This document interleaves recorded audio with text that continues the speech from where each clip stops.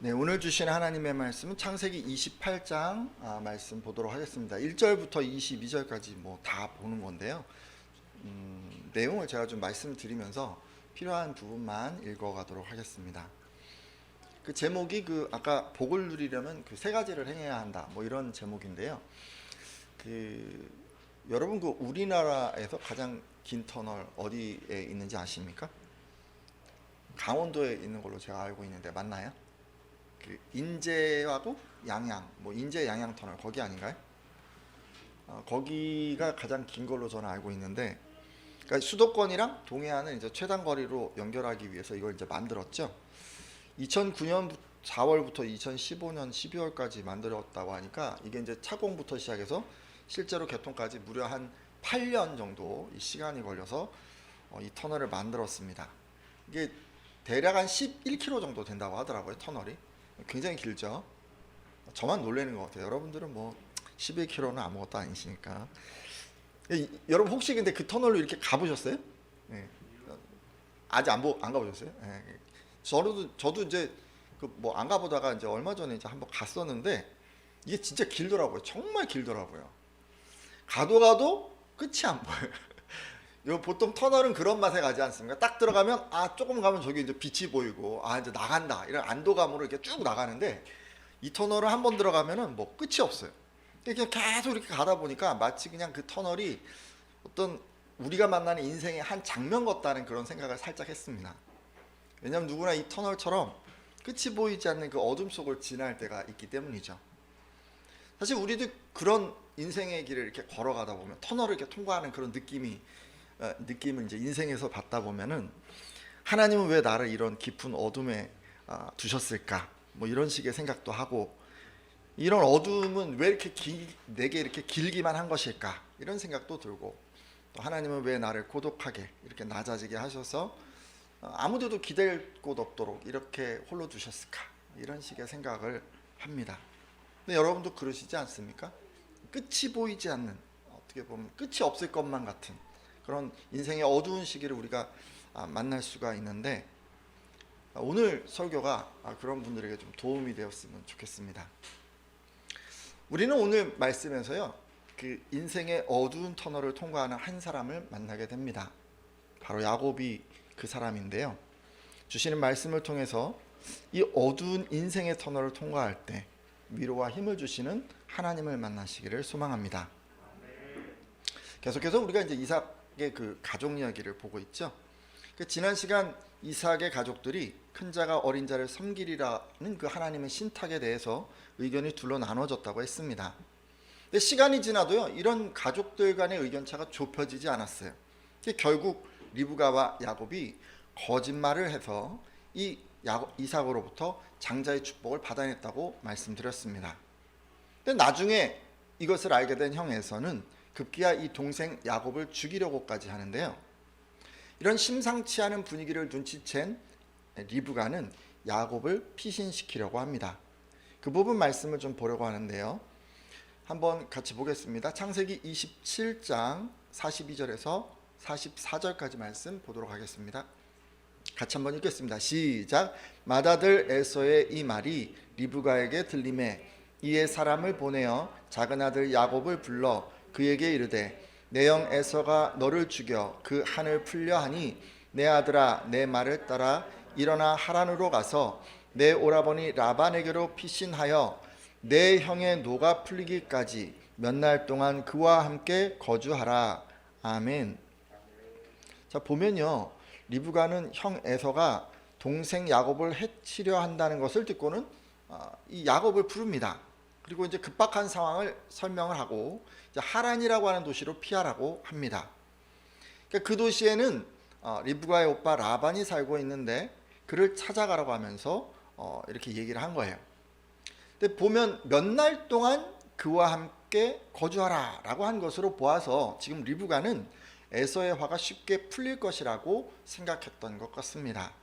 근데 이런 얘기를 듣고 야곱은 살기등등한 에서를 피해서 무려 직선거리로 한 800km 정도 되니까, 걸어가면 어느 정도 될까요? 직선거리, 그 당시에는 뭐 이렇게 직선거리 고속도로가 아니잖아요. 그러니까 뭐 이렇게 꼬불꼬불 가니까 뭐 한 1000km 기본 넘겠죠. 근데 이제 그런 거를 그렇게 먼 거리를 떨어진 그 외삼촌 라반의 집을 향해서 정처 없이 길을 떠나게 됩니다. 자, 그렇다면 이런 상황에서 야곱은 어떤 생각을 했을까요? 처음에 야곱이요, 장자의 명분 그리고 복을 사모한 것은 그의 아버지 이삭처럼 하나님께서 복을 주실 것을 기대해서였습니다. 근데 참 이상한 것이 있죠. 장자의 명분을 그가 얻었어요. 그리고 지금 축복도 받았어요. 그래서 지금 아브라함의 복을 이어받는 명실상부한 장자가 되었어요. 근데 야곱의 삶의 지금의 모습은 어떻습니까? 최악이죠. 최악.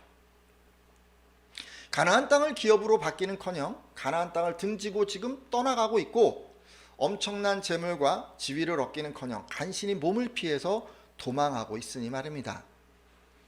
그렇게 생각해요. 야곱이 처음부터 이런 것을 장자의 복이라고 생각했다면 사모할 것 같지 않습니다. 그렇지 않습니까, 여러분? 뭐 이런 식으로 뭐 힘들다면 뭐 누가 이거 하고 싶겠어요?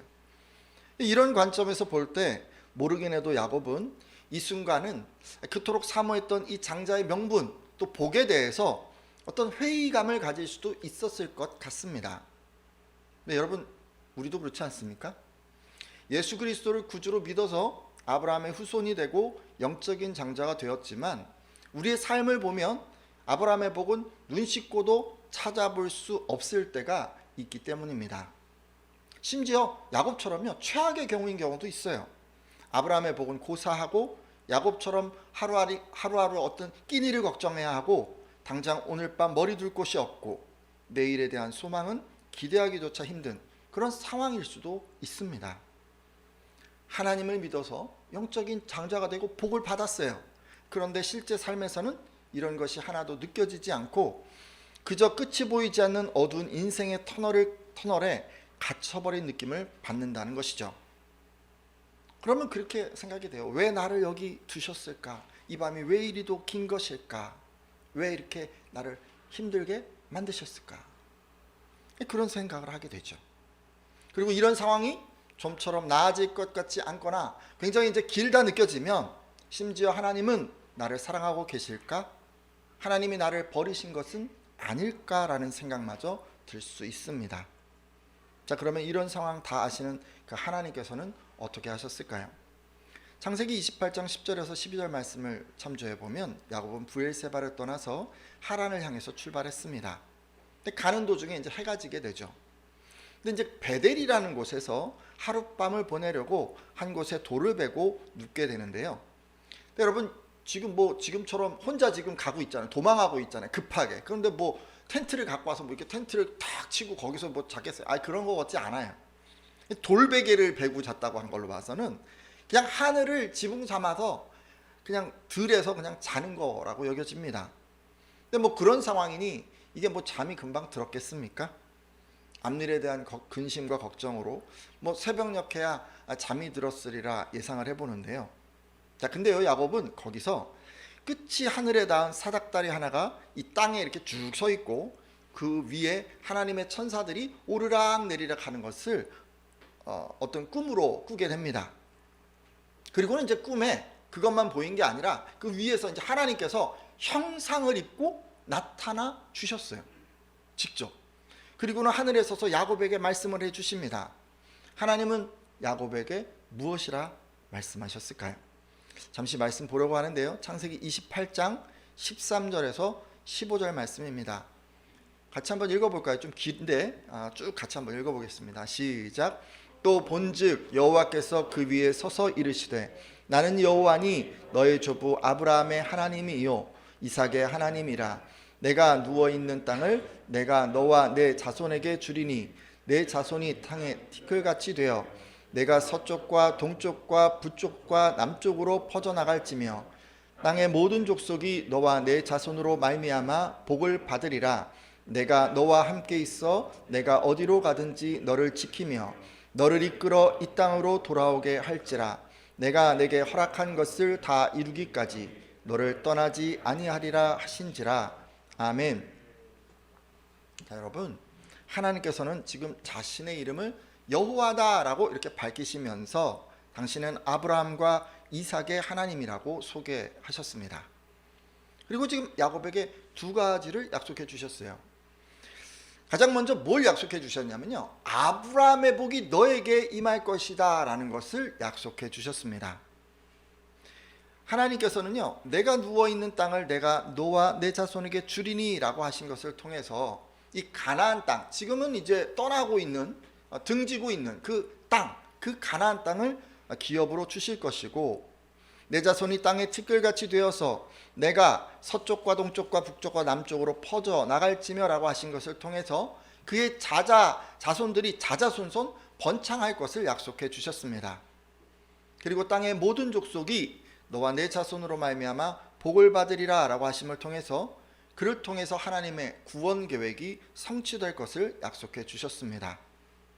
그러니까 여러분, 야곱의 자손으로 누가 낳게 되는 거예요? 구원자 예수 그리스도가 나실 것이고, 그를 믿는 모든 사람들이 영생의 복을 누리게 될 것을 지금 이렇게 약속해 주신 거예요. 자, 근데 여러분, 혹시 지난 시간에 여러분 이 부분 말씀 27장 이렇게 읽어 보셨을 텐데, 이삭이 야곱을 축복하는 장면 여러분 기억하십니까? 근데 거기에 있잖아요, 이 부분이 빠져 있었어요. 이삭이 축복하는 장면 나중에 확인해 보십시오. 그는 뭐에 대해서 축복을 하냐면 눈에 보이는 땅과 자손에 대한 축복만 했었습니다. 그러니까 어쩌면 이삭은요, 하나님께서 그의 자손들을 통해서 계획하고 계신 이 원대한 구원 계획을 간과한 것 같습니다. 야곱에게 장자의 축복을 하면서 왜 이 땅에서 잘 되는 복을 받아야 하는지 그 복의 목적을 가르쳐 주지 않았기 때문입니다. 한마디로 축복을 하긴 했는데, 이삭이 야곱에게 축복을 하긴 했는데 마치 반쪽짜리 축복을 한 것처럼 그렇게 여겨집니다. 근데 하나님은요, 즉 이삭이 아버지로서 그 아들에게 제대로 하지 못한 그 축복을 지금 여기서 다시 해 주셨습니다. 그러니까 축복을 해 주시는데 그 복을 받는 이유, 그가 무엇을 위해서 그 복을 받는지를 지금 가르쳐 주신 것입니다. 여러분, 왜 장자가 하나님을 믿는 사람들이 이 땅에서 잘 돼야 합니까? 왜 하나님은 지금 복을 여러분에게 주시려고 하는 거예요? 왜 주시려고 하는 거예요? 땅의 모든 족속이 장자와 그의 자손으로 말미암아 복을 받게 하기 위해서입니다. 그러니까 하나님의 구원 계획이 있어요. 이 당시는 예수 그리스도가 오는 거였잖아요. 지금부터는 뭐예요? 우리는 조금 다르죠. 예수님이 다시 오실 거잖아요. 그것을 바라보면서 우리가 그 목적을 향해서 나아가는 것이, 그것이 하나님의 구원 계획이에요. 하나님의 구원 계획에 직접 참여하게 하기 위해서 야곱의 자손들이 잘 되어야 하는 것입니다. 오늘 함께한 예배자 가운데 혹여 이삭처럼 아브라함의 복을 생각하고 있었던 분이 계시다면 이 시간 말씀을 듣고 아브라함의 복에 대해서 좀 재정의하시기를 바랍니다. 여러분이 누려야 할 그 아브라함의 복은 이 땅에서 잘 되는 것만을 의미하는 것이 아닙니다. 생육하고 번성하고 땅을 차지하고 만민이 여러분을 섬기고 열국이 여러분에게 굴복하는 것만을 의미하는 것이 아닙니다. 이렇게 땅에서 잘 되어서 궁극적으로 뭘 하는 것입니까? 하나님의 구원 계획에 참여하는 것입니다. 그것이 여러분이요, 아브라함의 복을 제대로 받는 거예요. 그것까지 하셔야 그것이 아브라함의 복을 받은 거예요. 그래서 지금 그것을 가르쳐 주지 않았기 때문에 하나님께서 다시 그 복에 대해서 재정의해 주십니다. 자, 그리고요, 두 번째, 당면한 문제 해결도 약속해 주셨습니다. 자, 아브라함의 복을 주겠다라고 한 거에 이어서 두 번째, 하나님께서는 야곱이 당면한 문제도 해결해 주시겠다고 약속하셨습니다. 지금 야곱에게 있어서 가장 큰 문제는 뭡니까? 형 에서가 야곱을 죽이려고 하는 거예요. 그래서 지금 사랑하는 가족들을 뒤로 한 채 집을 떠나고 있습니다. 근데 그런 그에게 하나님께서는 내가 어디로 가든지 너를 지키고 너를 이끌어서 이 땅으로 돌아오게 하겠다라고 하셨습니다. 그러니까 뭐예요? 에서가 죽이지 못하게 그런 위협으로부터 지켜주시고 그리고 다시 가족들 품으로 돌아가게 하겠다고 약속해 주신 것이 아닙니까? 이 얘기를 들은 야곱 한번 생각해 보세요. 너무 기뻤을 것 같아요. 정말 끝도 보이지 않는 그 어두운 인생길을 걷는 이 야곱에게 하나님이 찾아와서 만나 주시고 아브라함의 복을 받는 것, 당면한 위협을 면하는 것, 무사히 집으로 돌아가는 이 모든 것을 지금 약속해 주셨으니 말입니다. 여러분 그러시지 않을 것 같아요? 하나님께서 여러분에게 이 땅에서 잘 돼서 하나님 나라를 위해서 큰 일을 감당하게 하고 또 여러분이 해결할 수 없는 그 인생의 난제들을 다 해결해 주겠다라고 하셨다면 여러분 그 얘기 들으면 정말 뛸 듯이 기쁘지 않겠습니까? 자, 근데요 좀 이상한 게 있어요. 그것을 언제 성취해 주실지 그 시기가 지금 정해지지 않았어요. 야곱의 마음은 어때요? 당장 집에 돌아가고 싶어요. 당장. 근데 언제 돌아갈 거라고 얘기를 안 해주시는 거예요. 아브라함의 복도 주신다고는 했는데 뭐 언제 이 복을 주실지 도무지 지금 알 수가 없어요. 근데 왜 이렇게 된 걸까요? 왜 이렇게 하나님 하셨을까요? 왜 하나님은 복의 성취와 이 문제 해결의 시점을 언급하지 않으셨을까요? 여러분은 왜 하나님께서 그 시점을 언급하지 않았다고 생각하십니까? 여러분 그 시점이요, 그 모든 복이 실행되고 그것은요 누가 결정하는 거냐면 그 시점은 야곱이 결정하는 거예요. 야곱이 스스로 결정하는 거예요. 하나님께서 무조건 그냥 복을 그냥 다 주는 게 아니에요. 여러분, 야곱이 장자로서 조건을 충족해야 비로소 하나님의 모든 약속이 실행되는 것이기 때문에 지금 하나님께서 그 성취의 시점을 언급하지 않은 것입니다. 자, 그럼 궁금한 게 있죠. 야곱이 무엇을 해야 할까요? 무엇을 해야 이 조건들이 다 충족이 되고 비로소 지금 하나님께서 말씀하신 이 약속들이 성취될까요? 근데 우리가요 이 궁금증을 가지고 이 주변의 성경 말씀을 아무리 봐도요 하나님이 꼭 집어서 이거를 해야 내가 너에게 그 복을 줄 거야 라는 그런 말씀이 없어요. 성경이 언급하지 않았어요. 여러분, 성경이 언급하지 않으면 왜 언급하지 않는 거예요? 이미 다 알만하니까, 이미 다 얘기했으니까. 그러니까 얘기 안 하는 거예요. 다 아니까, 다 알 것 같으니까. 자, 여러분, 이게 뭔지 알기 위해서 우리는요 하나님께서 지금 이게 두 번째 장자잖아요. 야곱이 첫 번째 장자 누구예요? 이삭이죠. 이삭. 그럼 이삭이 하나님께서 그의 첫 번째 장자인 이삭에게 무엇을 요구했는지를 한번 돌아봐야 합니다. 제가 1월 2일 설교에서 그것을 이미 다뤘습니다. 기억이 좀 가물가물하시죠? 잠깐 언급하자면 그날 설교에서는요 이삭이 첫 번째 장자로서 복을 받기 위해서 했던 것 두 가지를 소개했었습니다. 첫째, 그 장자는 하나님만 의지해야 한다고 제가 말씀을 드렸어요. 그날 이런 얘기를 했어요. 하나님께서는 이삭에게 가나안 땅에 머물라고 하셨습니다. 실제로 가나안 땅에 흉년이 들었을 때 이삭이 애굽으로 내려가려고 하자 하나님께서는 가나안을 떠나지 말고 그랄 땅에 머물라고 하셨고 이삭이 이에 순종했습니다.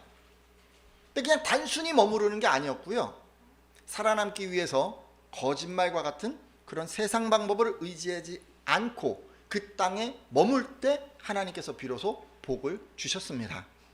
그러니까 이삭은요 스스로 해결할 수 없는 그런 어려움을 만날 때, 그것이 기상이변과 같은 그런 문제든 아니면 목숨의 위협과 같은 어떤 인간관계에 꼬인 그런 인간관계든 그것을 해결하기 위해서 다른 데 도움을 구하지 않고 오직 하나님만 의지하라는 그 명령에 순종한 것입니다. 믿으십니까? 자, 그리고 그때 제가 이런 얘기도 했어요. 두 번째는 뭐냐면 장자는 악한 세상에서도 선하게 살아내야 한다는 것입니다. 자, 하나님이 복을 주셨어요. 근데 그랄 땅에서 이삭이 부자가 됐어요. 근데 사람들이요 막 시기하기 시작한 거예요. 이유 없이 이삭을 쫓아내고 그 후로도 이삭이 판 우물을 2번이나 빼앗아 갔습니다. 자, 그럼에도 불구하고 이삭은 어떻게 했습니까? 그랄 사람들에게 선하게 대합니다. 자기의 소유의 그 우물을 순순히 내어주면서도 원수를 갚거나 악하게 대하지 않은 것입니다. 그러자 하나님께서는 가장 큰 우물을 주심으로 이삭에게 큰 복을 더해 주셨습니다. 그리고 그것으로 끝이 아니었어요.